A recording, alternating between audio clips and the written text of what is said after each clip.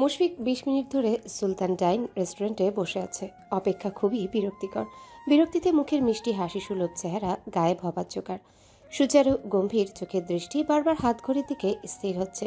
সে প্রচুর ডিসিপ্লিন মানে। আসলে তার পেশা যা, তাতে মানতে হয়। সে ছোটবেলা থেকেই বেশ গুছানো, নিয়মমাফিক সব করতে পছন্দ করত। এখন যেহেতু আর্মির মেজর, এখন নিয়মানুবর্তিতা, চরিত্র, ব্যবহার, সময়জ্ঞান সবকিছুই যেন রক্তে মিশে গিয়েছে। রেস্টুরেন্টে মানুষ গিজগিজ করছে। মানুষের কোলাহলে তার মেজাজ আরও খারাপ হচ্ছে। শান্ত পরিবেশ সে পছন্দ করে। তাছাড়া ঢাকায় এত রেস্টুরেন্ট থাকতে মেয়েটা এখানে কেন আসতে বলল? সেভাবে কাঙ্ক্ষিত মানুষ আসলে প্রথমে এই কথাটাই জিজ্ঞাসা করবে, নিরিবিলি জায়গা রেখে এখানে কেন? তাছাড়া বলিষ্ঠ বলবান শরীরের জন্য সবাই তার দিকে ফিরে ফিরে তাকাচ্ছে, এটাও খুব বিরক্তিকর। সময়ের অপব্যবহার সে একদম পছন্দ করে না। মায়ের উপর আকাশসম রাগ হচ্ছে। এমন একজনকে তার জন্য পছন্দ করেছে যে কিনা সময়ের কাজ সময় করতে পারে না। তার মতো মানুষকে ২০ মিনিট ধরে এই কোলাহলপূর্ণ জায়গায় বসিয়ে রেখেছে। এটা যদি তার ইউনিটের সেনারা শুনে তাহলে নির্ঘাত অবাক হতো, কেননা মুশফিক স্যার মানেই কড়া মানুষ। কফিতে শেষ চুমুক দিতে দিতে মুশফিক তার মাকে ফোন দেয়। সায়রা খাতুন যেন ফোনের কাছেই বসেছিল, সাথে সাথে রিসিভ করে বলল, আব্বু, মেয়ে পছন্দ হয়ে গিয়েছে তাই না? আমি জানতাম তোর পছন্দ হবেই। দেখলি মায়ের পছন্দ কত ভালো। মুশফিক শান্ত হয়ে তার মায়ের খুশি খুশি মন্তব্য শেষ করার সুযোগ দিল। ওনার কথা শেষ হলে মুশফিক গম্ভীর গলায় বলল, কিসের পছন্দ আম্মু? তোমার পছন্দের মেয়ে তো এখনো আসেনি। আমি আর 1 মিনিট অপেক্ষা করতে পারবো না।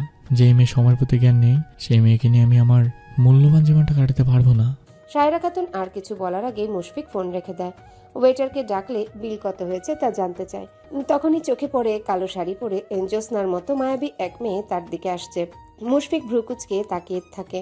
বোঝা যাচ্ছে এটাই ছবিতে দেখানো সেই মেয়ে, যার প্রশংসা শুনতে শুনতে সে ক্লান্ত। কিন্তু এখন কি করা উচিত? দেরি করে আসার কারণে ধমকে বুকের ছাতি বাঁকাটাকা করে দেওয়া উচিত, নাকি অন্ধকার রাতে চাঁদ যেমন জ্যোৎস্না নিয়ে উজ্জ্বলতা বাড়ায়, তেমনি কালো শাড়িতে ফর্সা চাঁদের মতন রমণীকে ক্ষমা করে দেওয়া উচিত? মুশফিক কিছু বলার আগে মেয়েটি তার কাছে এসে পৌঁছায়। তার দিকে তাকিয়ে মুচকি হেসে বলল, মেজর। মুশফিক হতভম্ব হয়ে মেয়েটার দিকে তাকিয়ে আছে। প্রথম দেখায় কেউ এমন করে সম্বোধন করতে পারে এটা তার জানা ছিল না। সে কিছু বলার আগে মেয়েটি আবারও বলল, আমি দুঃখিত মেজর সাহেব, অনেকক্ষণ অপেক্ষা করেছেন। বিশ্বাস করেন আমি ইচ্ছা করে দেরি করিনি। আমার এমনি রেডি হতে হতে এত লেট হয়ে যায়। ইটস ওকে না? মুশফিক মেয়েটার দিকে তাকিয়ে বলল। হুম। ওয়েটার এতক্ষণ তাদের সব কথা যেন গিলছিল। মেয়েটি তার দিকে তাকিয়ে বলল, আপনি 2 প্লেট কাচ্চি নিয়ে আসেন, অবশ্যই আলু এক্সট্রা দেবেন। ওয়েটার চলে গেলে মেয়েটা মুশফিকের দিকে তাকিয়ে বলল, এত নিরিবিলি রেস্টুরেন্ট থাকতে এখানে ডাকার কারণ নিশ্চয়ই বুঝেছেন। কাচ্চি আমার ভীষণ পছন্দ। মুশফিক চুপচাপ তাকিয়ে আছে। আশ্চর্যভাবে তার রাগ কমে যাচ্ছে। মেয়েটার ছটফটে ভাব বেশ লাগছে। মেয়েটা টেবিলের উপর হাত রেখে ঠোঁটের কোণে হাসি ঝুলিয়ে পড়ল, আমি মিতু হাসান। মুশফিক শীতল চোখে তাকিয়ে দাম্ভিক গলায় বলল, মুশফিক আহসান। মিতু এদিক ওদিক তাকাচ্ছে। সে সবার সাথে খুব সহজে মিশে যেতে পারলেও তার সামনে বসে থাকা গম্ভীর মুখ মানুষটার সাথে কি কথা শুরু করবে সেটাই বুঝতে পারছে না। মুশফিক মিতুর দিকে তাকিয়ে আছে। চোখের লম্বা পাপড়ি ঝাপটে এদিক ওদিক তাকাচ্ছে। সে বলল, মেয়ে তো আপনার বোধহয় সময়ের প্রতি যত্ন নেই। মিতু হাসে। মুশফিক বলল, প্রথম সাক্ষাতে কাউকে 20 মিনিট অপেক্ষা করানো কি ভালো হলো? মিতু তার লম্বা চুলে হাত বুলিয়ে বলল, আমি জানি খুবই খারাপ হয়েছে, কিন্তু আমি কি করব বলুন তো? রেডি হতে এত সময় কেন লাগে সেটাই বুঝি না। আমি সব সময় লেট হই। মুশফিক মিতুর সহজ স্বাভাবিক কথা বলার ভঙ্গিমার দিকে তাকিয়ে আছে। মিতু খুবই ছটফটে একটা মেয়ে। তাকে যে ধারণা দেওয়া হয়েছিল এই মেয়ে তার উল্টো। সে মিতুর দিকে তাকিয়ে থাকে। চোখের দৃষ্টিতে দাম্ভিকভাবে যেন আলোর বিচ্ছুরণের মতো বেরোচ্ছে। মিতু মুশফিকের দিকে তাকিয়ে স্বাভাবিক হওয়ার চেষ্টা করলো। হঠাৎ বলল, কি ভাবছেন? মুশফিক মেয়েটার সাহসের তারিফ করে। সাহস আছে বটে। সাহস না থাকলে তার সামনে এমন পটপট করার সাহস পেত? সে ভারী পুরুষালী গলায় গমগমে আওয়াজ তুলে বলল, আমাকে যেমন মৃত্যুর বর্ণনা দেওয়া হয়েছিল আপনি সম্পূর্ণ ভিন্ন মৃত্যু। মিতু হাসে। মুশফিকের চোখে চোখ রেখে বলল, এখন আমাকে যেমন চঞ্চল দেখছেন আমি সব সময় এমন। আপনার আম্মু আর ভাইয়ারা যেদিন আমাদের বাসায় যায় সেদিন আমাকে কড়া আগুরে বলে দেওয়া হয়েছিল যে লাজুক নম্র ভদ্র হয়ে থাকতে। আব্বু আম্মুর কথা মানতেই আমি শান্ত লক্ষ্মী মেয়ের মতো বসেছিলাম। আমার এমন ধারণা সেই যে এই পরিমাণ দুষ্টু চঞ্চল এমন দেখলে নাকি আমাকে কেউ বিয়ে করবে না। কিন্তু আমার মনে হলো যার সাথে সারা জীবন কাটাবো সেই যদি না জানে আমি কেমন, তাহলে ব্যাপারটা কেমন না? তাই ভাবলাম আপনাকে নিজের অভ্যস্ত রূপটাই প্রকাশ করি। মিতুর কথাগুলো শুনে মুশফিকের ঠোঁটের কোণে মুচকি হাসির রেখা ফুটে ওঠে। সেটা মিতুর চোখে পড়ার আগেই মিলিয়ে যায়। মিতুর চিন্তাভাবনা তার ভালো লেগেছে। মেয়েটাকে একটু নরম মনের, সাধারণত নরম মনের মেয়েরাই এমন সহজ হয়। মিতু মুশফিকের দিকে তাকিয়ে ওনার মনোভাব বোঝার চেষ্টা করে, কিন্তু গম্ভীর মেজরের মনের কথা বুঝে যাওয়া কি এত সহজ? মুশফিক সহজ গলায় বলল, আম্মুর দেখানো ছবিতে দেখলাম আপনি খুব সাজুগুজু করে বসে আছেন, আজকে সাজেননি কেন? মিতু প্রস্তর হাসে। বললাম না সেই দিন আম্মুর ইচ্ছায় সব হয়েছে, আর আজকে আমার ইচ্ছায়। আমি বেশি সাজগোজ পছন্দ করি না, কিন্তু শাড়ি পরেছি নিজ ইচ্ছায়। শাড়ি পরা আমার খুব পছন্দের কাজ, পারলে তো প্রতিদিনই শাড়ি পরি। মুশফিক মিতুর দিকে তাকিয়ে আছে। আর কিছু বলার আগে খাবার চলে আসে। দুজনে কথা বলতে বলতে খাবার খায়। মিতু মুগ্ধ হয়ে মুশফিকের খাবার খাওয়া দেখে। কি সুন্দর করে খাবার খাচ্ছে। একটা মানুষের খাবার খাওয়া এত সুন্দর হতে পারে? খাবার খাওয়ার পরে মুশফিক বিল দিয়ে উঠে দাঁড়ায়। মিতুকে রিকশায় তুলে দিয়ে গম্ভীর গলায় বলল, আজ তাহলে বিদায় মিতু, ভালো থাকবেন। মিতু বার কয়েক মুশফিকের দিকে তাকায়, কিন্তু মুশফিক ততক্ষণে লম্বা লম্বা পা ফেলে দূরে চলে গিয়েছে। মিতু বিষণ্ণ মুখে তার বান্ধবী জান্নাতকে ফোন দেয়। জান্নাত খুশি গলায় বলল, দোস্ত তাইলে দাওয়াত পাচ্ছি তাই না? মিতু আস্তে করে বলল, না বোধ হয় কোনো সূচক বার্তা হয়নি। গম্ভীর মানুষ, খুঁজিয়ে কথা বের করতে হয়। যোগাযোগের কোনো মাধ্যম নিয়ে বা দিয়ে যায়নি। যাওয়ার আগে একটু হাসেও নি। ওনার বোধহয় আমাকে ভালো লাগেনি। জান্নাত উৎফুল্ল গলায় বলল, না লাগলে নাই, আমার বান্ধবী একটা গোলাপ, এমন মেজর কত আসবে যাবে। জান্নাতের কথায় মিতুও হাসে। খানিক মন খারাপ হলেও সে জানে আল্লাহ কপালে যা রেখেছে তাই হবে। তাছাড়া এই গম্ভীর মেজর আনরোম্যান্টিক হবে বোধহয়। মিতুর চাই রোম্যান্টিক এক বর যে তাকে খুব ভালোবাসবে। এই বেটা তো শুধু জ্ঞানই দিবে। বাসায় যাওয়ার পরে অবশ্য মিতু সবার থেকেই বকাঝকা খায়। বাচাল মেয়ের জন্য এমন ছেলে হাতছাড়া হয়েছে, এই আফসোসে সবাই হতাশার নিঃশ্বাস ফেলে। মিতু মনে মনে মেজরকে খুব বকে দেয়। প্যাঁচামুখো মানুষ, তার মতো পরীকে প্রত্যাখ্যান। রাতে ঘুমাতে গিয়ে মিতু টের পেল এই গম্ভীর মুখের মানুষটা তার চোখের পর্দায় সুপার গ্লু দিয়ে আটকে গিয়েছে। দীপ্তিময় দুটো চোখ যেন এখনো তার দিকেই তাকিয়ে আছে। মিতু বিড়বিড় করে বলল, আপনি খুব খারাপ মেজর সাহেব।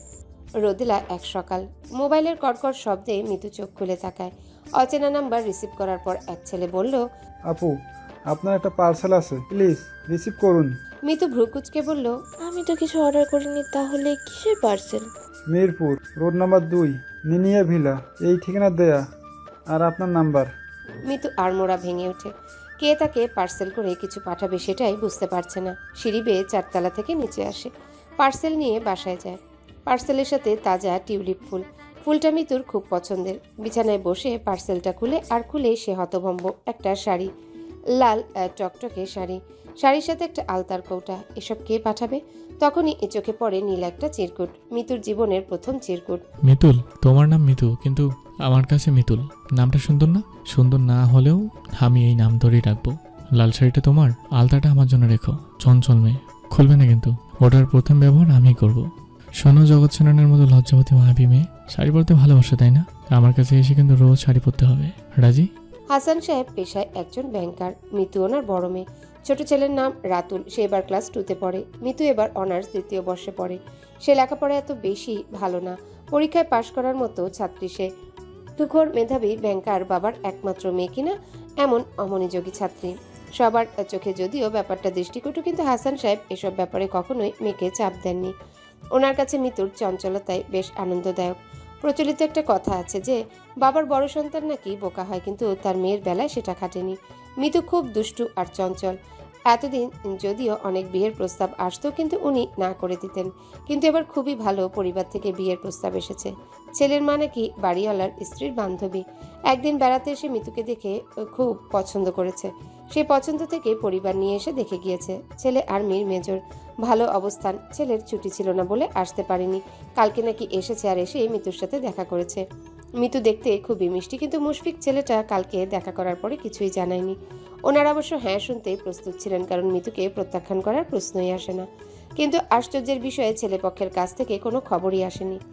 সকালে ব্যাপারটা সবাই ভুলে যেতে চায়। মিতুর মা মহিমা বেগম মিতুকে বকামন্দ করছে। এই মেয়ের জন্যই বিয়ে ভেঙেছে, নিশ্চয়ই গতকাল ছেলের সাথে পটপট করেছে। কতবার বলেছি মেয়ে মানুষ এত কথা বলতে হয় না, একটু ভারী মনের হ, কিন্তু কে শুনে কার কথা। ওনাদের অবাক করে দিয়ে তখনই হাসান সাহেবের ফোনটা তীব্র স্বরে চেঁচিয়ে ওঠে। হাসান সাহেব মুশফিকের মায়ের নাম্বার দেখে হাতের ইশারায় মহিমা বেগমকে চুপ থাকতে বললেন। কিছুক্ষণ কথা বলে ফোন রেখে মহিমার দিকে তাকিয়ে বলল, ওনারা আজকে ঋণ পড়াতে আসবে। মহিমার মুখে হাসি ফুটে ওঠে। ঘড়ির দিকে তাকিয়ে বলল, 12টা বাজতে চললো, তাড়াতাড়ি বাজারে যাও।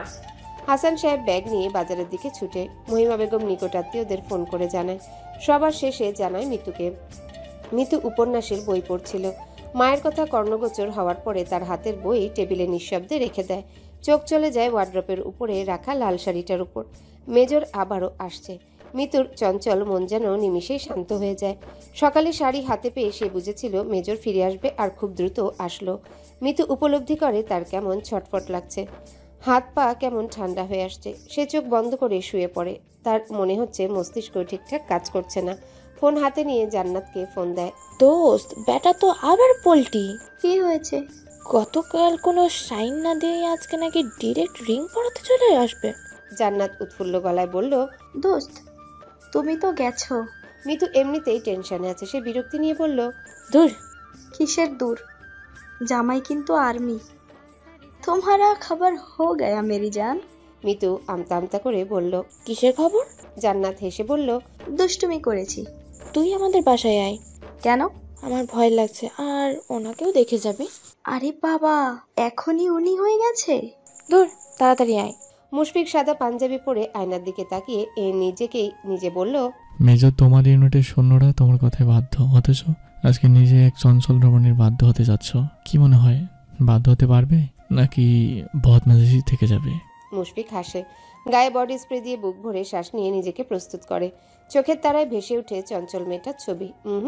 মেয়েও না, মিতুল চঞ্চল, হরিণী মিতুল।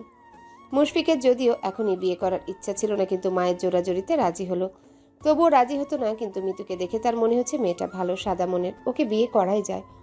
সন্ধ্যার দিকে মুশফিক তার সপরিবারে মিতুদের বাড়িতে যায়।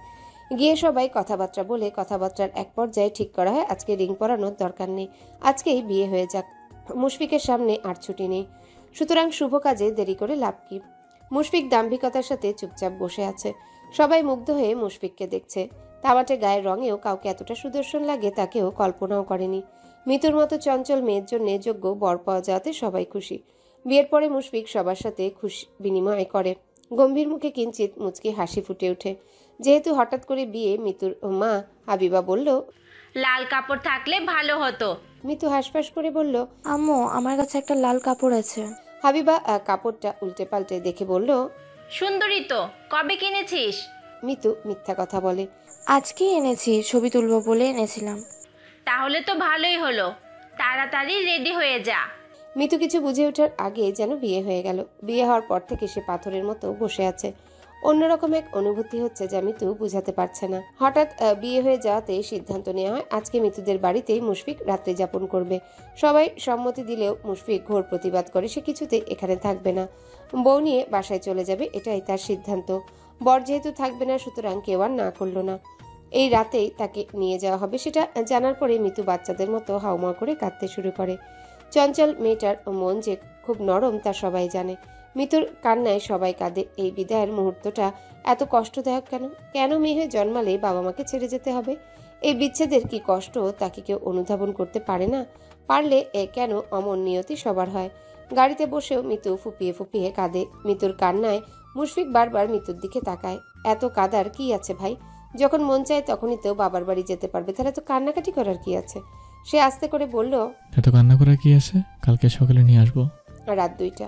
মুশফিকের রুমে মিতু বসে আছে।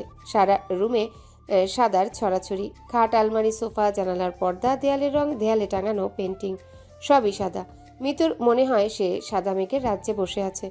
এই বাড়ির সবাই খুব ভালো, খুবই মিষ্টি তাদের আচরণ, কিন্তু একজন ব্যতিক্রম, সে হচ্ছে মুশফিক।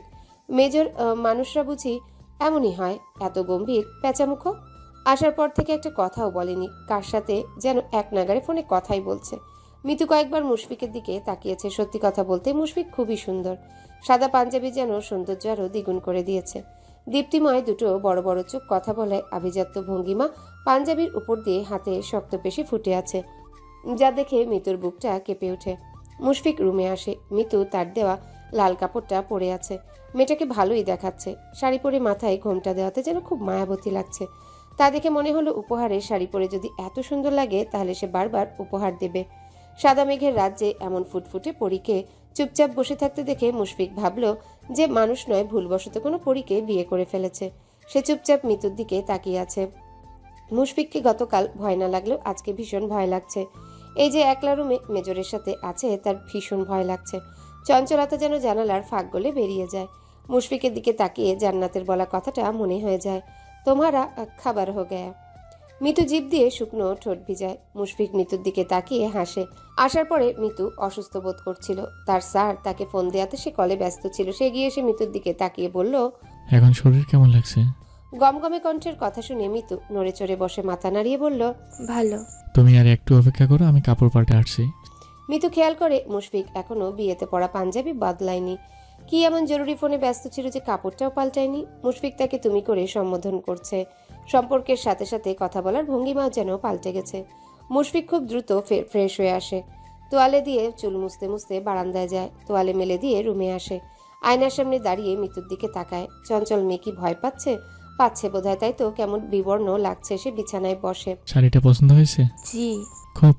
হুম। হঠাৎ বিয়ে হওয়াতে তুমি কি খুব রাগ করেছো মিতু?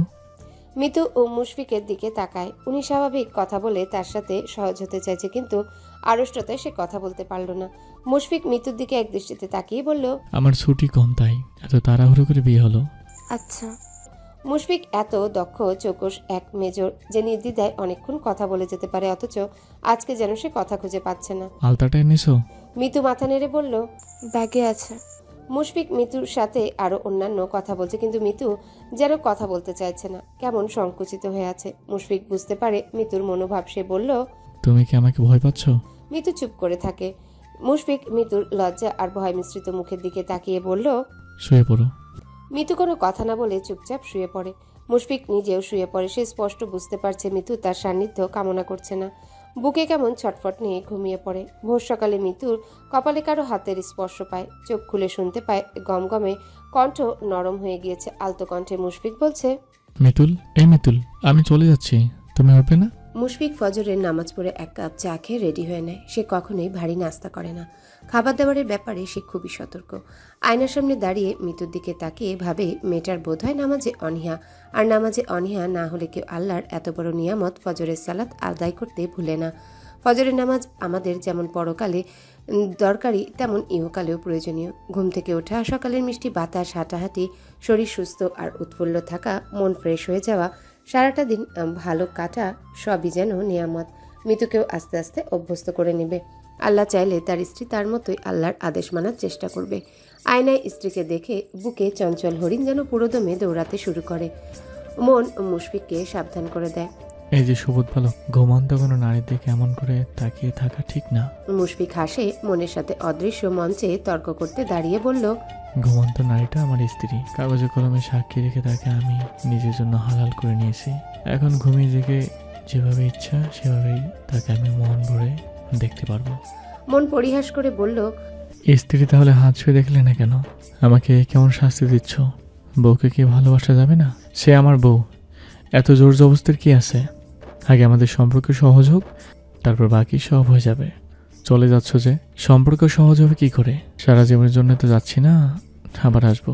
মন বেচারি বোধহয় সুন্দরী রমণীর আদুরে সান্নিধ্য চাইছিল, তাই তো মুশফিকের কথায় রেগে গেল। দাঁত কিরমিরিয়ে বলল, বয়স যে 30-এর কোঠায় পেরিয়ে যাচ্ছে, সে খেয়াল কি আছে? আছে, তাও এত বাহানা। মুশফিক আয়না ছেড়ে মৃত্যুর সামনে গিয়ে তাকায়।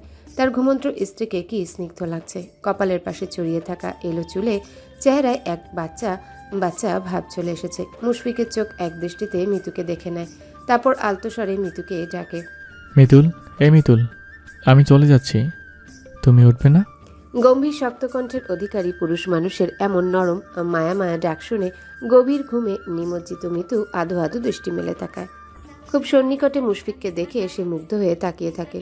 মুশফিক কাছে আসে মিতু লক্ষ্য করে মেজরের ডান পাশের ভ্রুতে একটা বড় কাটা দাগ শুকিয়ে গেছে, কিন্তু রেখে গিয়েছে আঘাতের চিহ্ন। এই কাটা দাগটার জন্য চোখের তাকানোর ভঙ্গিমা আরও দৃঢ় লাগে। তাকালে মনে হয় চোখের দৃষ্টি খুব প্রখর, যেন বুকের এফোর এফোর করে দিবে। মুশফিকের কথাগুলো ঘুমন্ত মিতুর মস্তিষ্কে ধরা দিতে কিছুটা সময় লাগলো। যখন বুঝতে পারলো তখন ধরফড় করে উঠে বসে। মুশফিকের শরীরের দিকে তাকিয়ে বুঝলো রেডি হয়ে তাকে ডেকেছে। বিয়ের পরের দিন বর চলে যাচ্ছে কেন? সে হতবিহ্বল হয়ে কথার বলার ভাষা হারিয়ে ফেলল। তুতলে তুতলে বলল, চলে যাচ্ছেন? মুশফিকের মাঝে মানুষের মন বোঝার এক অসীম গুণ রয়েছে। সে মিতুর হতবিহ্বল চেহারার দিকে তাকিয়ে তাকে শান্ত করতে বলল, যদিও হাতে 5 দিনের ছুটি ছিল, কিন্তু গতকাল রাতে উপর বিভাগ থেকে ফোন এসেছে, এই হঠাৎ করে যাওয়া। মিতু আস্তে করে বলল, যাবেনি? মুশফিক নিবিড়ভাবে মিতুর দিকে তাকায়, চোখ দিয়ে যেন আশ্বস্ত করতে চায়, মুখে বলে, যেতেই হবে। সায়রা খাতুন রুমের বাহির থেকে ছেলেকে ডাকে। মুশফিক মিতুর দিকে তাকায়, তারপর ব্যাগ হাতে উঠে দাঁড়ায়। দরজার কাছে গিয়ে পিছু ফিরে আরেকবার মিতুর দিকে তাকায়। মিতু তখন মুশফিকের দিকে তাকিয়েছিল। মিতুকে এমন তাকিয়ে থাকতে দেখে মুশফিকের খারাপ লাগলো। মুশফিক মূল ফটক দিয়ে বেরোনোর সময় সবার থেকে বিদায় নিয়ে তার রুমের দিকে তাকায়। অল্প চেনা এক রমণী দরজার কাছে এসে দাঁড়িয়েছে, ছলছল চোখে তার দিকে তাকিয়ে আছে। মুশফিক দাঁড়ায়, হাতের ব্যাগ সাইড টেবিলে রেখে বলল, একটু আসি। হন পায়ে সে হেঁটে রুমের দিকে যায়। মূলত মুশফিকের সাথে মিতুর তেমন একটা ভাব বিনিময় হয়নি। তারপরেও হঠাৎ করে তার চলে যাওয়া যেন মিতুকে কষ্ট দিচ্ছে। বিষণ্ণ অন্তরে কেমন ব্যথা অনুভব হয়। মুশফিককে বেরিয়ে যেতে দেখে মুহূর্তেই মিতুর চোখ ছলছল করে ওঠে। তখন মুশফিক পিছনে ফিরে তাকায়, তারপর ফিরে আসে। মিতুর দরজার পাশ ঘেঁষে দাঁড়িয়ে আছে। মুশফিক তার কাছে এসে দাঁড়ায়। তার জন্যই যে রুমে এসেছে তা বুঝতে পারে। মেয়েটার সাথে তার এখন অবধি ভালো করে কথাও বলা হয়নি, না কাছে আসা হয়েছে। তাহলে চোখের এমন ছলছল হওয়ার কারণ কি? মুশফিক বলল, কি হয়েছে? বুঝদার জ্ঞান সম্পন্ন মেয়ে মুশফিকের সামান্য কথায় নিশ্চুপভাবে কেঁদে ফেলে। তার বারবার মনে হচ্ছে মুশফিক চলে গেলে তার কি হবে। মুশফিক মিতুর দিকে তাকিয়ে বলল, কাঁদছো কেন? আবুর বাসা যাবে? আমি আম্মুকে বলে গিয়েছি যেন আজকে বিকালে তোমাকে পাঠায়। মিতু মাথা নাড়ে। মেজর?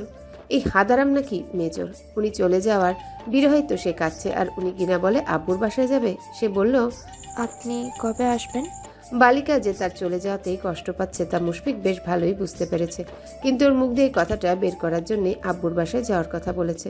মিতুর কথা শুনে মুশফিক মিতুর আরেকটু কাছে এসে বলল, তুমি কি চাইছো আমি না যাই? সত্যি চাও?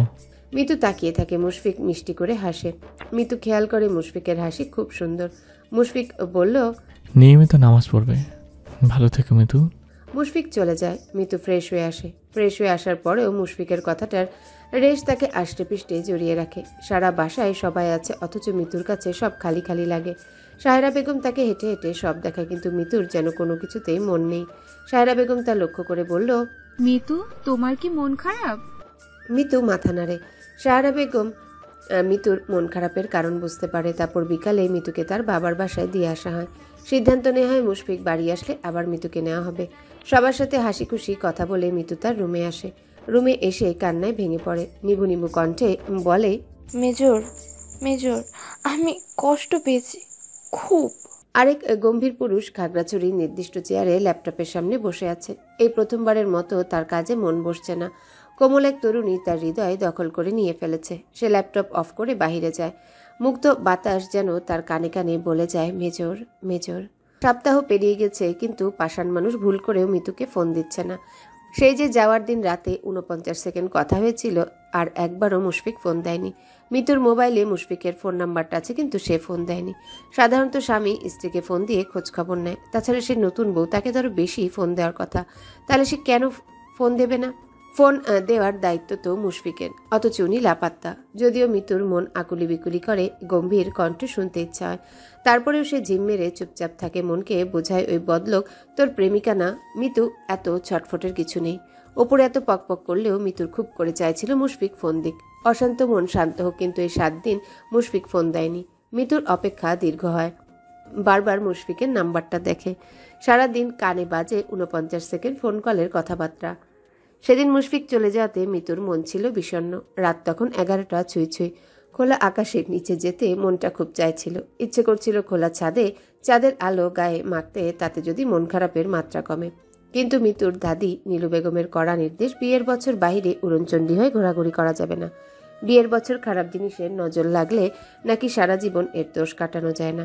মিতু যদিও এসব কুসংস্কার মানে না, কিন্তু তার দাদিকে খুব মানে। সেই মানা থেকে ছাদে গেল না, উনি দেখলে খুব বকা দেবে। এমনিতেই তার মন খারাপ, এখন যদি আবার বকা শুনে তাহলে ব্যাপারটা খুবই বিশ্রী হয়ে যাবে। মিতু ভাবে কোনো একদিন বোকা আনরোম্যান্টিক মেজরের সাথে রাতের নির্জন পথে হাঁটবে, কনিষ্ঠ আঙ্গুলের সাথে আঙ্গুল চেপে গুনগুনিয়ে গান গাইবে। রাতের পাখির উড়াস দেয়ার শব্দে গা ছমছমানো পরিবেশে মেজরকে জড়িয়ে ধরবে। মেজর চলে গিয়েছে প্রায় একদিন হয়ে যাচ্ছে, কিন্তু একটাও ফোন করেনি। ওনার কি একবারও তার কথা মনে হয়নি? তখনই হাতের পাশের মোবাইল মৃদু কেঁপে ওঠে। মিতুর অবচেতন মন যেন এই একটা মাত্র ফোন কলের অপেক্ষায় ছিল। সে ফোনটা কানে ঠেকায়, নাক মুখ দিয়ে নিঃশব্দে চেপে ধরে রাখা নিঃশ্বাস বের করে চুপ করে থাকে। মুশফিক মাত্রই বাসায় ফিরেছে। আজকে সারাদিন খুব ব্যস্ত ছিল, কোনো দিকে তাকানোর ফুরসত মেলেনি। গোসল করে কড়ালিকার এক কাপ চা বানায়, চা হাতে লম্বা লাগোয়া বারান্দায় গিয়ে দাঁড়ায়। রাতের পাহাড়ি ঠান্ডা বাতাস হুহু করে গা ছুঁয়ে যায়। মুশফিক চোখ বন্ধ করে জোরে জোরে কয়েকবার শ্বাস নেয়। ঠান্ডা বাতাসে গা ছুঁয়ে গেলেও মন ছুঁতে পারেনি। মনের হয়েছে ভিন্ন অসুখ। মুশফিক হলফ করে বলতে পারে অসুখটা আজকেই হয়েছে। অসুখটার নাম হলো মন ছটফটে অসুখ। মুশফিক দূর পাহাড়ের দিকে তাকিয়ে ভাবে, সারাদিনে একবার হলেও মিতুকে ফোন দেওয়া দরকার ছিল, কিন্তু জরুরি মিটিংয়ে ফোন কল নো অ্যালাউড। তাছাড়া সে মেজর হয়ে যদি নিয়ম ভঙ্গ করে তাহলে বাকি সেনারাও তা শুরু করবে। কাজের ব্যাপারে মুশফিক খুব সতর্ক। অনেক ভেবে সে মিতুকে ফোন দেয়, আর সাথে সাথেই রিসিভ হয়ে যায়, যেন মেয়েটা এই ফোন কলের অপেক্ষায় ছিল। মুশফিক হাসে। চঞ্চল মেয়ে কি তার অপেক্ষায় ছিল?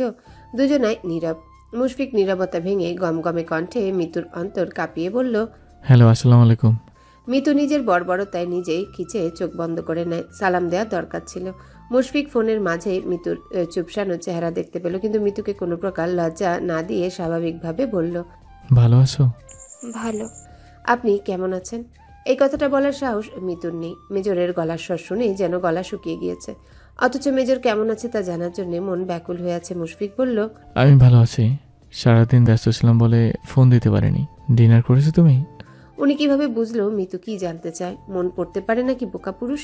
মেজরের কৈফিয়ত দেওয়ার ব্যাপারটা মিতুর ভালো লেগেছে। সে বলল, খেয়েছি। আপনি খেয়েছেন? না, মাত্র গোসল করলাম, এখন চা খাচ্ছি। এত রাতে চা খেলে ঘুমাবেন কখন? আজ রাতে তো ঘুমাতে পারবো না, হাতে অনেক কাজ, রাত জেগে কাজ করতে হবে। মিতু চুপ করে থাকে। মুশফিক নিজেও আর কোনো কথা খুঁজে পায় না, মুখ ফুটে বলতে পারে না সারাদিন খুব মনে করেছে। মিতুর নিশ্চুপতা দেখে সে বলল, ঠিকঠাক নামাজ পড়বে, ঠিকঠাক খাবার খাবে। আচ্ছা। গম্ভীর মানুষ তার স্বভাব অনুযায়ী গমগমে কণ্ঠে বলল, নিজের খেয়াল রেখো, ভালো থেকো, রাখছি মিতুল। কট করে ফোনের সংযোগ বিচ্ছিন্ন হয়। ফোনের ডিউরেশন দেখে মিতু অবাক হয়। এত সংক্ষিপ্ত কথোপকথন হয়। তার ইচ্ছে করছিল আরও কথা বলতে, কিন্তু মেজর যে কথা বলতে ইচ্ছুক না। মিতু ভাবে উনি মেজর হলো কি করে? মাথায় একটু ঘিলু নেই ওনার, আবার মেজর। বইয়ের সাথে কিভাবে মিষ্টি আলাপ করতে হয় সেটাও বুঝে না নাকি? ওনাকে কি শিখাতে হবে কিভাবে আলাপ করতে হয়? মিতুর ইচ্ছা করলো নিজের কপাল নিজে চাপড়াতে। তার মতো কথা পাগল মানুষের সাথে কিনা এমন মানুষ জুটলো যাকে আলাপে ট্রেনিং দিতে হবে। মিতু মনে মনে কল্পনা করলো মেজরকে এসে মিষ্টি আলাপে ট্রেনিং দিচ্ছে। ভাবতেই মিতু হেসে উঠল। 49 সেকেন্ডের কথোপকথনে তার মন ভালো হয়ে গেছে। সে শান্ত মনে ঘুমাতে যায়। কানে বাজে মুশফিকের বলা কথাটা, ভালো থেকো মিতুল। কিন্তু এরপর থেকে প্রতিনিয়ত অপেক্ষায় থেকেছে, কিন্তু কোনো ফোন আসেনি। মনে মনে খুব চেয়েছে 49 সেকেন্ডের ফোনই আসুক, কিন্তু আসেনি। আর এই না আসার আজ 1 সপ্তাহ। আজ সাহেরা খাতুন পুত্রবধূকে বাসায় নিয়ে গিয়েছে। ছেলে নেই তাতে কি, মেয়েটা ওনার কাছেও থাকবে এটাই ওনার ইচ্ছা। ছেলে কাছে নেই বলে যেন মিতুর মনে একাকিত্ব ভর্না করে, সে কারণে মূলত মিতুকে সঙ্গ দেওয়া। মেয়েটা এত চঞ্চল আর মিষ্টি, কিন্তু উনি একটা ব্যাপার খেয়াল করলেন যে মিতু যেন কেমন বিষণ্ণ হয়ে আছে। উনি বললেন, মুশফিকের সাথে কথা হয় মিতু? মিতু মাথা নেড়ে না জানায় মুখে বলল, না আম্মু। কতদিন ধরে? 1 সপ্তাহ। সাহেরা খাতুন মিতুর মাথায় হাত বুলিয়ে বলল, কাজের এত চাপ, এই কাজটা শেষ হলেই দেখবে প্রতিদিন ফোন দেবে। মিতু হাসে। সাহেরা খাতুন কি কাজে যেন তার রুমে যায়। মিতু তার রুমের দিকে যায়। রুমটা তার নাকি মুশফিকের? একদিনের বিবাহিত জীবনে কি রুমের দখলদার নিতে পারবে কি জানি। মিতু রুমে প্রবেশ করে। মুশফিকের রুমে গিয়ে মন খারাপ হয়। চুপচাপ বিছানায় বসে মনে হয় সে মুশফিককে অনুভব করছে। তখন সাহেরা খাতুন মিতুর কাছে আসে, হাতের ফোনটা তার দিকে বাড়িয়ে দিয়ে বলল, নাও, মুশফিক লাইনে আছে। মিতু আইপ্যাডের দিকে তাকায়। শক্ত গম্ভীর চেহারার মুশফিক তার দিকে তাকিয়ে আছে। সায়রা খাতুন চলে যায়। মিতুর হঠাৎ রাগ হয়, অভিমানে অন্তর ছেয়ে যায়। সে ফোন ডিসকানেক্টেড করে দেয়। মা ফোন দিয়েছে বলেই কথা বলতে চাচ্ছে, অথচ এতদিন কোনো খবর নেই। খারাপ মানুষ। মুশফিক চঞ্চল হরিণের অভিমান বুঝে তারপর মিতুলের মোবাইল একটা মেসেজ পাঠায়।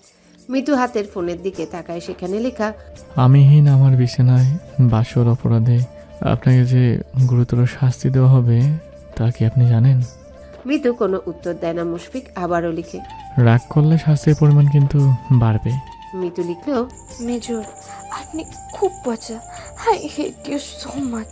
মুশফিকের পুরো ঠোঁটের ভাঁজে মুচকি হাসির রেখা ফুটে ওঠে। লাভ ইউ শোনার আগেই হেট ইউ শুনতে হলো, অথচ তার বইয়ের এখন লাভ ইউ শোনা মনা বলা বলে মুখে ফেনা তুলে ফেলার কথা ছিল। কিন্তু সে কি শুনেছে? ডিফেন্সে জব করলে কি এমনই হয়? মিতু অভিমান করেছে যা খুবই স্পষ্ট, কিন্তু তার কি করার ছিল? সে কাজে এত পরিমাণ ব্যস্ত ছিল যে ফোন দেওয়ার ফুরসত মেলেনি।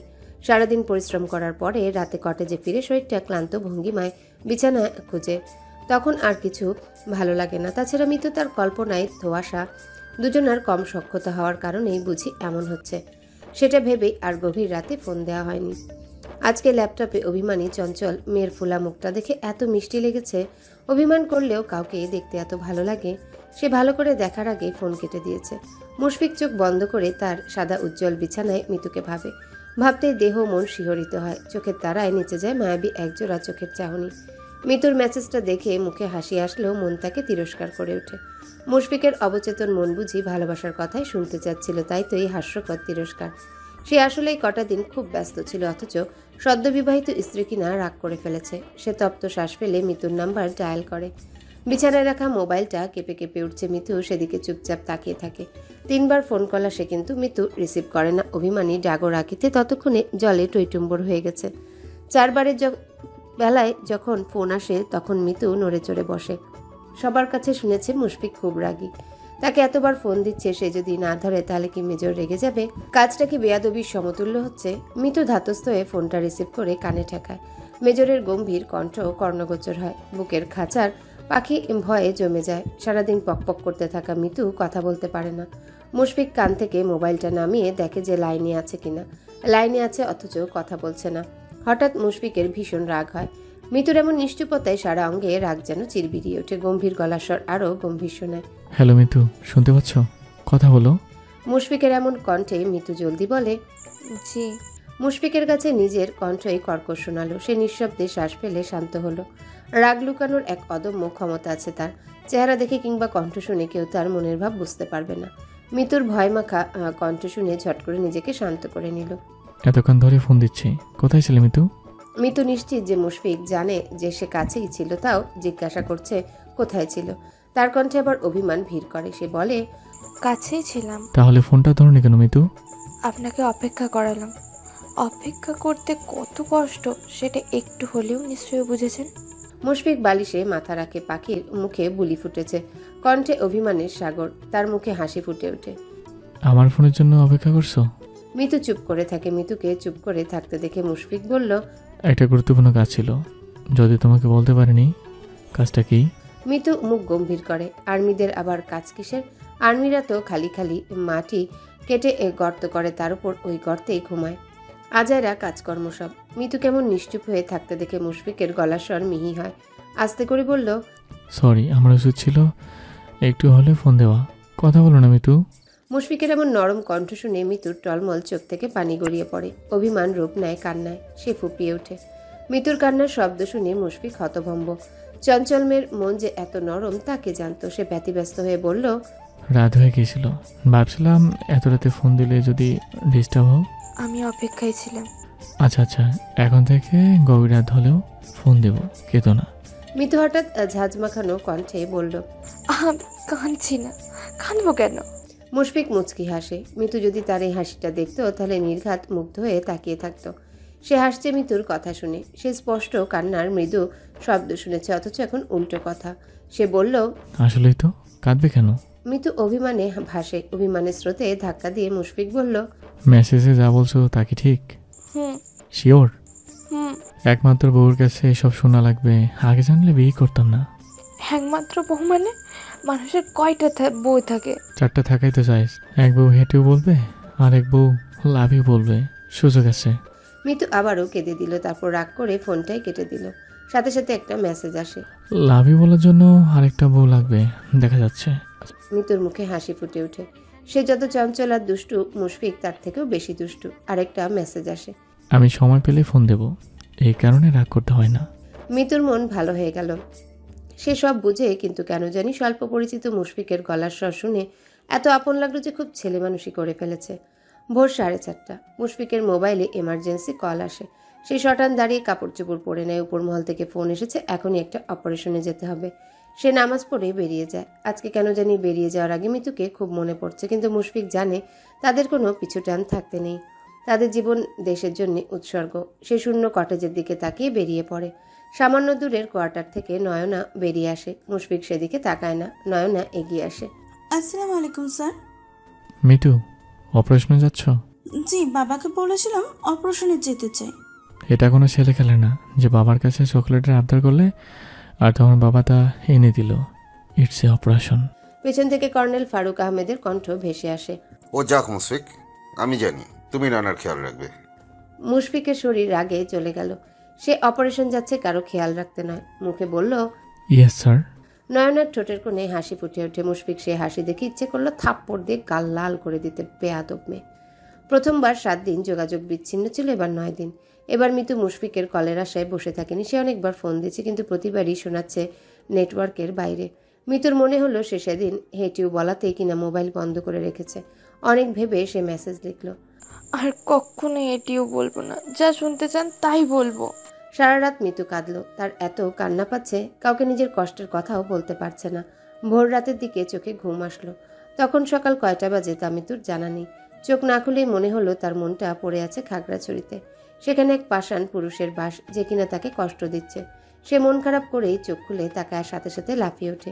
মুশফিক তার দিকে গভীর চোখে তাকিয়ে আছে। মিতু জোরে জোরে শ্বাস ফেলছে। তার এখনো বিশ্বাস হচ্ছে না মুশফিক তার সামনে। বারবার মনে হচ্ছে এটা স্বপ্ন। তার ভাবনা চিন্তার অবসান ঘটিয়ে গমগম কণ্ঠে মুশফিক বলল, আমার বউ আর হেঁটেও বলবে না, আমি যা শুনতে চাই তাই বলবে।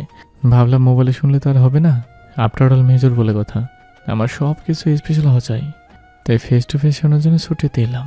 মুশফিক নয়নাকে নিয়ে যার পর ন্যায় বিরক্ত। তারা এখন খাগড়াছড়ির গভীর জঙ্গলে আছে, যেখানে কিনা সন্ত্রাসীদের এক বড় গ্রুপ আছে। আজকে তাদের ধরার জন্যই মূলত এই গোপন অভিযান। এসব অভিযানে সাধারণ দক্ষ সেনাদের দেওয়া হয়, কারণ দক্ষতা ছাড়া এসব ঝুঁকিপূর্ণ অভিযানে জীবন নিয়ে ফিরে আসা অসম্ভব। নয়না কম বয়সী এক মেয়ে। সে অভিযানে যাওয়ার অযোগ্য, তারপরেও তার বাবার জন্যই তাকে নেওয়া। আর নেওয়ার পর থেকে নয়না মুশফিকের পিছু পিছু ঘুরছে। শুধু ঘুরছে বললে ভুল হবে, একটু পরে পরে অহেতুক কাজকর্ম করে ব্যাপারটা ঘেঁটে দিচ্ছে। আবার তার সমাধান করতে হচ্ছে মুশফিকেরই। অভিযান সফল করে আসার পথে পা মুচকে ফেলেছিল। পা মুচকে সে আর হাঁটতে পারছিল না। নিচু স্বরে বায়না ধরে মুশফিক যেন সাহায্য করে, অর্থাৎ সে মুশফিকের কোলে উঠতে চায়। মুশফিক নয়নার দিকে তাকায়। মেয়েটার স্পর্ধা দেখে সে অবাক। বাবার তোপেই যে এমন করে তা বেশ লক্ষণীয়। মুশফিক বলল, তোমাকে কোলে নেব কেন? আমি হাঁটতে পারবো না। না পারলে এখানে বসে থাকবে। তোমাকে কোলে নেওয়ার দায়িত্ব নিশ্চয়ই আমার না? আপনি আমাকে সাহায্য করবেন না? না, একজন সৈন্য হিসেবে নিজেকে প্রোটেক্ট করার দায়িত্ব তোমার নিজের। অন্য কারো আশায় অভিযানে আসার কোনো মানেই হয় না। এখন আমার জায়গায় যদি কোনো সন্ত্রাসী থাকতো তখন কি করতে? মুশফিকের কথাগুলো নয়নার ভালো লাগলো না। মুশফিক অন্য সৈনিকদের বলল সাহায্য করতে। মেজরের হুকুম অনুযায়ী অন্যরা সাহায্য করলে, আর মুশফিক জোর কদম ফেলে সামনে এগিয়ে যায়। ধারালো দৃষ্টিতে সে নয়নার হাবভাব ঠিকই ধরেছে। বাসায় এসে কুসুম গরম পানিতে ভালো করে গোসল করে নেয়। এই কয়টা দিন যে কিভাবে কাটিয়েছে তা আল্লাহই ভালো জানে। তাছাড়া খাগড়াছড়ির পার্বত্য এলাকায় নেটওয়ার্কের সমস্যা, সে কারণে কারোর সাথে যোগাযোগ করতে পারেনি। তার এত ক্লান্ত লাগছে যে ইচ্ছা করে বাথটাবের নিচেই শুয়ে পড়ে। গোসল সেরে সবার প্রথমে মোবাইল নিয়ে বসে। মোবাইল চার্জে লাগিয়ে অন করতেই টুং করে মিতুর মেসেজ এসে ইনবক্সে জড়ো হয়। মেসেজ পড়ে মুশফিকের পুরুষালী ঠোঁটের ভাঁজে কিঞ্চিত মুচকি হাসির রেখা ফুটে ওঠে। চোখের তারায় খেলে যায় চঞ্চলতা। 1 কাপ সালাদ বানিয়ে নেয়, সাথে 1 কাপ চা। 2 টোস্ট বিস্কিট চায়ে ভিজিয়ে খেয়ে সালাদ খায়। তারপর চনমনে দেহে একটা কালো টি শার্ট জিন্স পরে নেয়। এত গা ভরা ক্লান্তি যেন নিমিষেই পালায়। ক্লান্তির বদলে ভর করে একরাশ উত্তেজনা। সে কটেজ তালাবদ্ধ করে বেরিয়ে পড়ে। এত সুমধুর হাতছানি তার মতো দক্ষ অফিসারের পক্ষে উপেক্ষা করা যাওয়া সম্ভব না। ঘড়ির দিকে তাকিয়ে ভাবে সকালের আগে ঢাকা চলে যেতে পারবে, এটাই তার ধারণা। ফজরের নামাজে যাওয়ার জন্য রেডি হয়েছেন মোহাম্মদ হাসান রহমান। এমন সময় কলিং বেলে তীব্র চিৎকার। শান্ত নিরিবিলি ফ্ল্যাটের আনাচে কানাচে হইচই করে ওঠে। হাসান সাহেব ভ্রু কুচকে ভাবে এত সকালে কে আসতে পারে। ভাবতে ভাবতেই দরজা খুলে মুশফিককে দেখে উনি বিস্ময়ে কিংকর্তব্যবিমূঢ় হয়ে যায়। এ যে একমাত্র মেয়ের জামাই। মুশফিক হাসি মুখে তাকিয়ে আছে। হাসান সাহেব এই মুহূর্তে মেয়ে জামাইকে আশা করেননি। মুশফিক সালাম দেয়, পেলব কণ্ঠে বলল, ভালো আছেন বাবা? মেয়ে জামাইয়ের কথা শুনে হাসান সাহেব বলল, আলহামদুলিল্লাহ, তুমি কেমন আছো? জি ভালো। হাসান সাহেব মুশফিকের হাত ধরে বাসায় নিয়ে যায়। তারপর উনি মিতুর মা মহিমা বেগমকে ডাকে। মুশফিকের দিকে তাকিয়ে বলল, মুশফিক, তুমি যে আসবে তা তো মিতু বলেনি। মুশফিক ওনাকে শান্ত করে বসিয়ে বলল, ভালো আছেন বাবা? তোমাদের বাসা থেকে এসেছো? না, খাগড়াছড়ি থেকে এসেছি, বাসায় যাইনি। নতুন জামাই এই প্রথম শ্বশুর বাড়ি এসেছে। হাসান সাহেব যেন দিশে হারায়, কি বলবেন তা বুঝতে পায় না। এর মাঝে মহিমা বেগম আর নীলু বেগম আসেন। ওনারাও মুশফিককে দেখে অবাক হয়। তারপর মুশফিক শ্বশুরের সাথে নামাজে যায় আর মহিমা বেগম ব্যস্ত হাতে নাস্তা বানায়। নাস্তা বানানোর ফাঁকে ফাঁকে মিতুকে কয়েকবার ডাকে, কিন্তু মেয়ে আজ যেন কুম্ভকর্ণের মতো ঘুমিয়েছে। মুশফিক যখন নামাজ পড়ে বাসায় আসে তখন ঘড়ির কাঁটা 7টা ছুঁই ছুঁই। হাসান সাহেব সবার সাথে মুশফিকের পরিচয় করিয়ে দিয়েছে। ওনার উচ্ছ্বাস দেখে বোঝা যাচ্ছে যে মুশফিককে মেয়ের জামাই করে উনি খুব খুশি। নীলু বানু তাকে মিতুর রুমে নিয়ে যায়। মিতু তখনও ঘুমেছিল। মুশফিক বিছানায় বসে মিতুর দিকে তাকায় ও ফুলো মুখটাই বলে দিচ্ছে কান্নারা মিতুকে জাপটে ধরেছিল। মুশফিক বিছানায় বসার পর যেন ক্লান্তি তার গায়ে ভর করে। সে উপর হয়ে শুয়ে হাতের উপর থুতনি ঠেকিয়ে এক নজরে মিতুর দিকে তাকিয়ে থাকে। ছুঁয়ে দেওয়ার তীব্র ইচ্ছা হয়, কিন্তু মুশফিক চুপচাপ শুয়ে থাকে। সে জানে তার উচিত মিতুকে একটু সময় দেওয়া, কিন্তু দেশ রক্ষার্থে সে বদ্ধপরিপক্ক। মিতুর দিকে তাকিয়ে মনে হলো সময় দেওয়া উচিত ছিল। কিছুক্ষণ পরে রোদের ছুটাছুটি রুমের আনাচে কানাচে দেখা যায়। মিতু চোখের পাতা পিটপিট করে তাকায়। তারপর মুশফিককে দেখে 440 ভোল্ট কারেন্টে শক লাগার মতো ছিটকে উঠে বসে। মুশফিক তার দিকে গভীর চোখে তাকিয়ে আছে। মিতু জোরে জোরে শ্বাস ফেলছে। তার এখনো বিশ্বাস হচ্ছে না যে মুশফিক তার সামনে। বারবার মনে হচ্ছে এটা স্বপ্ন। তার ভাবনা চিন্তার অবসান ঘটিয়ে গমগমে কণ্ঠে মুশফিক বলল, আমার বউ আর হেঁটেও বলবে না, আমি যা শুনতে চাই তাই বলবে। ভাবলাম মোবাইলে শুনলে তো আমার হবে না, আফটার অল মেজর বলে কথা। আমার সব কিছু স্পেশাল চাই, তাই ফেস টু ফেস শোনার জন্য ছুটিতে এলাম। মিতু স্তব্ধ হয়ে তাকিয়ে আছে। মুশফিকের কথাগুলো কর্ণগোচর হতেই চুপসে যায়। মুশফিক তখনও তার দিকে ভীষণ গভীর দৃষ্টি মেলে তাকিয়ে আছে। মিতু নিজের দিকে তাকিয়ে দেখে তার গায়ে টি শার্ট, তাছাড়া ওড়নাটাও কাছে নেই। সে ঝটপট নেমে পড়ে এদিক ওদিক তাকিয়ে ওড়না খুঁজে, কিন্তু কোথাও ওড়নাটা চোখে পড়ছে না। মুশফিক মিতুর কাজে কর্মে হাসে। হাতের কাছে থাকা ওড়নাটা মিতুর দিকে বাড়িয়ে বলল, মিতু, এটাই খুঁজছো? মিতু মুশফিকের দিকে তাকিয়ে মাথা নাড়ে। মুশফিক আধা শোয়া হয়ে বসে বলল, আসো নিয়ে যাও। মিতু তার স্বভাবতই চঞ্চল দুরন্ত, কিন্তু মুশফিকের সামনে আসলেই যেন সে ফাটা বেলুনের মতো চুপসে যায়। বুকটা ধুকপুক করে, কথা বলার ভাষা হারায়। এমনকি ভালো করে মুশফিকের দিকে তাকাতেও পারে না। এখন কি করে কাছে যাবে? কি হলো, নেবে না? মিতু এগিয়ে গিয়ে ওড়না হাতে নেয়। মুশফিক বলল, বসো। মিতু বাধ্য মেয়ের মতো বসে। মুশফিক আস্তে করে বলল, এমন করে বসছো কেন? স্বাভাবিক হয়ে বসো। মিতু সুন্দর করে বসে মুশফিকের দিকে তাকায়। উজ্জ্বল দীপ্তিময় দুটো চোখ তার দিকেই তাকিয়ে আছে অবিচল। কালো টি শার্ট, পাথর কোদা শক্ত কঠিন শরীরে আষ্টে পৃষ্ঠে জড়িয়ে আছে। তামাটে গায়ে কালো রং খুব মানিয়েছে। মিতু মুগ্ধ হলো। মুগ্ধতায় চারিপাশ ভরে গেল। সে মাথা নিচু করে একটা ঢোক গিলে। এই পর্যন্ত সে একটা কথাও বলেনি। মুশফিক বলল, ভালো আছো? মিতু তার গায়ের মৃদু কাঁপন ঠিক টের পাচ্ছে। মুশফিক বোধহয় সকালে এসেছে। সে আলতো স্বরে বলল, জি। তা তো দেখতেই পাচ্ছি, কেঁদে কেটে শরীরের কি হাল করছো মিতুল। ইস, আবারও সেই আদুরে নরম সুরের ডাক। এই ডাকটা শুনলে মিতুর গায়ে হালকা আলোড়ন হয়। মন ভাঙাচি তার ঘুম থেকে জেগে উঠতে চায়। মিতুকে চুপ করে থাকতে দেখে মুশফিক বলল, কাঁদছো কেন? মিতুর আড়ষ্ট হয়ে বলল, কাঁদিনি।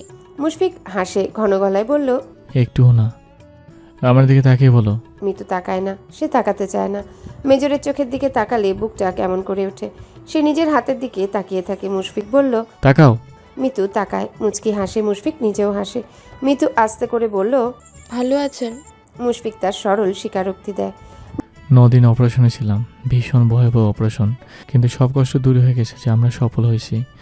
গতকাল রাতে সবাই ফিরেছি, তোমার মেসেজ পেয়ে চলে এলাম। মিতু বুঝতে পারলো মুশফিক একটুও বিশ্রাম নেয়নি, শুধুমাত্র তার জন্য এত দূর থেকে ছুটে এসেছে। অজানা সুখে মিতুর মন নেচে উঠল। সে ব্যস্ত হয়ে নামতে নামতে বলল, নাস্তা করেননি নিশ্চয়? মুশফিক নিজেও দাঁড়ায়, মিতুর পথ আগলে দাঁড়িয়ে বলল। না। মুশফিক সামনে দাঁড়ানোতে মিতু বলল, আমি ফ্রেশ হয়ে আসি। আগে বলে যাও। কি? আমি যা শুনতে চাই তা। মিতু শুকনো ঢোক গিলে বলল। কি শুনতে চান? মুশফিক হাসকি স্বরে বলল, যা শুনতে চাই তা তুমি বোধহয় জানো। মিতু জানে, কিভাবে জানে সেটা অজানা, কিন্তু তার মনে হচ্ছে সেদিনের কথা অনুযায়ী হেট ইয়োর বদলে লাভ ইউ বলতে হবে। এটা বলতে হবে ভেবেই তার গলা শুকিয়ে গেল। আমতা আমতা করে বলল, আমি জানি না। মুশফিক অনুসন্ধানী চোখে তাকিয়ে বলল, হ্যালো বন্ধুরা, পরবর্তী পার্ট খুব তাড়াতাড়ি আসবে, তো সবাই অপেক্ষায় থাকো। আর চ্যানেলটি যারা এখনো সাবস্ক্রাইব করোনি তারা পরবর্তী পার্ট দেখার জন্য চ্যানেলটি সাবস্ক্রাইব করে রেখো। ধন্যবাদ সবাইকে, আমাদের সাথেই থেকো।